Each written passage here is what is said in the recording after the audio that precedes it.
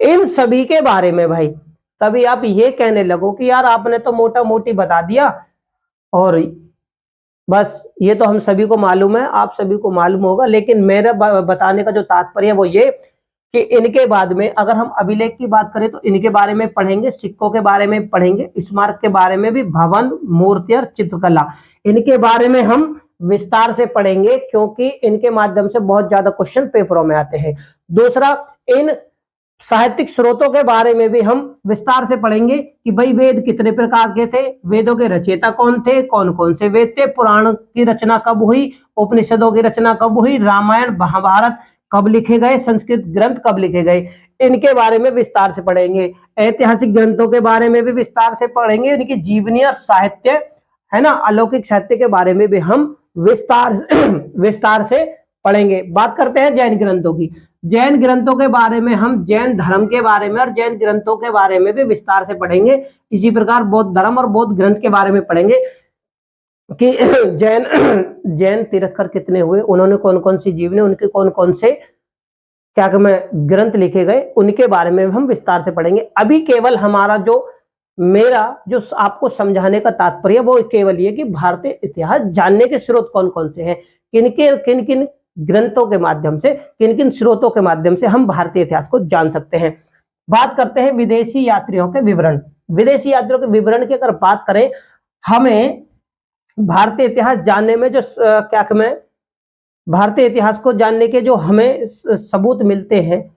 तो वो विदेशी यात्रियों के विवरणों से भी मिलते हैं। विदेशी यात्रियों के विवरण की बात करें तो जैसे यूनानी,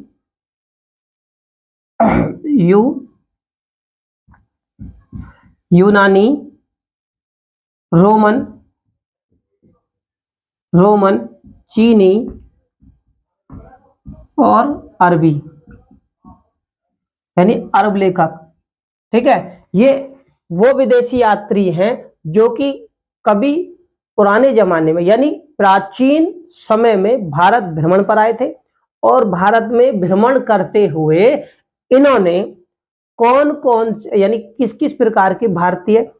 जैसे कि मोटे स्तर पर आर्थिक, राजनीतिक, सामाजिक, धार्मिक सभी गतिविधियों को इन्होंने देखा और देखने के बाद में इन्होंने वो जो विवरण है अपनी अपने द्वारा जो लिखी गई ग्रंथ थी, पुस्तकें थी, उन्होंने इन्होंने वर्णित कर लिया तो उनके माध्यम से भी हमें भारतीय इतिहास जानने में सुविधा होती है, यानी हम इनके माध्यम से भी भारतीय इतिहास को जान सकते हैं। क्योंकि जब ये भ्रमण पर भारत में आए थे तो उस समय हमारे राजा किस प्रकार से थे, उनका विदेशों के साथ संबंध कैसा था, हमारी सामाजिक स्थिति क्या थी, राजनीति क्या थी, धार्मिक गतिविधियां क्या थी, इन्होंने वो सारी चीजें अपने अपने ग्रंथों यानी पुस्तकों में इन्होंने संकलन कर लिया यानी वर्णित कर लिया और इनके माध्यम से हमें अपने भारतीय इतिहास जानने के भारतीय इतिहास को हम इनके माध्यम से भी जान सकते हैं। अगर हम इनकी बात करें तो यूनानी लेखों में देखो, जो यूनानी लेखकों में जो सबसे पहले था टेसियस हो गए, है ना, हेरोडोटस हो गए। ठीक है, ये विदेशी यात्री हैं जो उस समय आए। अगर हम इनकी बात करें तो टेसियस कौन थे, ये तो राजवैद्य थे ईरान के। टेसियस कौन था, राजवैद्य ईरान का। ठीक है ना, ये राजवैद्य ईरान के। हेरोडोटस यूनान का इतिहासकार था। कौन था ये, इतिहासकार, ये इतिहासकार था यूनान का। बात करते हैं कि उस समय भाई विदेशी आक्रांता यानी विदेश से भी आक्रमण करने के लिए जो राजा आए थे ना, तो उनके साथ भी कुछ विद्वान आए थे। जो विद्वान आए थे तो उन्होंने भी अपने यहाँ जो राजा के साथ आए, उन्होंने आक्रमण के बाद में जिन जिन राजाओं ने यहाँ पे कब्जे किए या फिर लूटमार की, तो उन्होंने उन सभी घटनाओं को अपनी पुस्तकों में वर्णित कर लिया। तो इनके माध्यम से भी हमें भारतीय इतिहास जानने की स्रोतों के बारे में मालूम चलती है। जैसे सिकंदर के साथ जो आए थे ना, सिकंदर के साथ कौन कौन से आए थे, देखो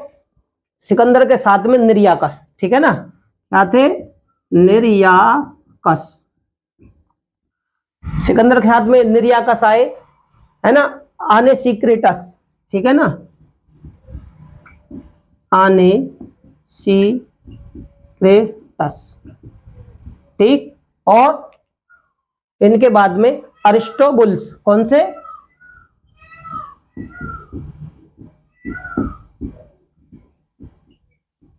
ये वो विदेशी यात्री हैं, ये विदेशी विद्वान मान लो उस समय के, इनके राजाओं के, जो विदेशी आक्रांत थे उनके राजाओं के, कुछ तो राजवैद थे, कोई राजदूत थे, ठीक है ना, कुछ विद्वान थे जिन्होंने अपने विवरणों में भारतीय इतिहास के बारे में लिखा, और इनके माध्यम से हमें भारतीय इतिहास जानने को मिलता है। अगर सिकंदर के बाद की बात करें तो देखो मैग्निस्त है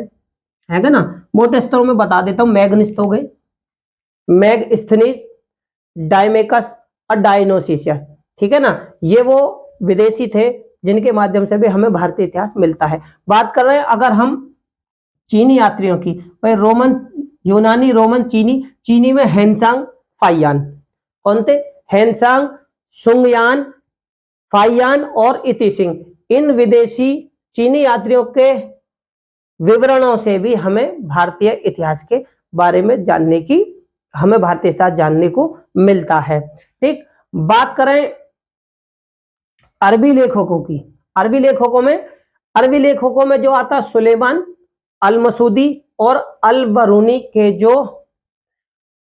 अल बरूनी की जो किताबें हैं, जो ग्रंथ हैं, जो उन्होंने लिखे, जो अपने विदेशी यानी कि अपने यात्रा विवरण में हमारे भारतीय आर्थिक, सामाजिक, धार्मिक जो गतिविधियों को उन्होंने वर्णित किया, तो इनके विवरणों के माध्यम से भी हमें भारतीय इतिहास जानने को मिलता है। तो मेरे प्यारे साथियों, मैंने अभी केवल आपको उन यात्रियों के बारे में बताया जो कि उस समय भारत आए थे, उन साहित्यिक स्रोतों के बारे में बताया कि जो हमारे प्राचीन इतिहास, यानी हमारे इतिहास को हम जान सकते हैं, किन किन माध्यम से जान सकते हैं, केवल उनके बारे में चर्चा की है। इसी प्रकार पुरातात्विक स्रोतों की बात करें तो मैंने केवल आपको यह बताने की कोशिश की है कि हम इनके माध्यमों से भारतीय इतिहास को जान सकते हैं, लेकिन अब हम इनको विस्तार से जानेंगे। पहले पुरातात्विक स्रोतों को जानेंगे, फिर साहित्यिक स्रोतों को, और फिर विदेशी यात्रियों के विवरणों को जानेंगे, क्योंकि इन सभी से बहुत सारे क्वेश्चन पेपरों में आते हैं, ठीक है ना, बनते हैं। तो हम अभिलेखों के बारे में विस्तार से जानेंगे कि अभिलेख कितने प्रकार के थे, कौन कौन से अभिलेख होते हैं, किन किन राजाओं ने लिखे, और उनके अंतर्गत कौन कौन सी महत्वपूर्ण बिंदुएं हैं। इसी प्रकार सिक्कों के बारे में, स्मारक, भवन, मूर्ति और चित्रकला, कि भाई सिक्के कौन किस किस प्रकार के, उस समय कौन कौन से राजा चलाते थे, किस किस प्रकार के सिक्के होते थे, स्मारक किस प्रकार के बनाए, भवन किस प्रकार के बनाए, कौन सी शैलियां थी उस समय, किस प्रकार की मूर्ति बनी थी, है ना, गंधार शैली की, मथुरा शैली की, ठीक है ना, चित्रकला कौन कौन सी थी, किस प्रकार से चित्रकला का उन लोगों ने आविष्कार किया, यानी कि उनके मन में कौन सी ऐसी उपज आई कि भाई उन्होंने वो सारी चीजें किसी गुहा यानी गुफा के चित्र बना दिए, शैल यानी कि शिला, पहाड़ों के पत्थरों के ऊपर उन्होंने चित्र बनाए, तो इनके माध्यम से हमें भारतीय इतिहास, उनके उस समय के जनजीवन के बारे में हमें देखो मालूम चलता है, ठीक है ना। इसी प्रकार वेदों से भी, कि भाई वेद कितने प्रकार के थे, इनके रचयिता कौन थे, किस प्रकार से वेदों की भाषा क्या थी, भाषा शैली क्या थी, ठीक है ना, उस समय का आर्थिक, सामाजिक, धार्मिक, राजनीतिक गतिविधियां क्या थी, इन सभी के माध्यम से हमें भारतीय इतिहास जानने के बारे में मालूम चलता है। इसी प्रकार तुम्हारे जैन ग्रंथ, बौद्ध ग्रंथों से भी और विदेशी यात्रियों के विवरण से भी हमें भारतीय इतिहास के बारे में जानकारियां मिलती हैं। इन सभी के बारे में हम अपने आने वाली वीडियो के माध्यम से बिल्कुल विस्तार से जानेंगे, क्योंकि यहां से बहुत सारे क्वेश्चन पेपरों में पूछे जाते हैं। तो मेरे प्यारे साथियों, अगर आपको मेरी वीडियो अच्छी लगे तो इसे लाइक, शेयर, और चैनल पर नए हो तो चैनल को सब्सक्राइब करें। मिलते हैं नेक्स्ट वीडियो में, धन्यवाद।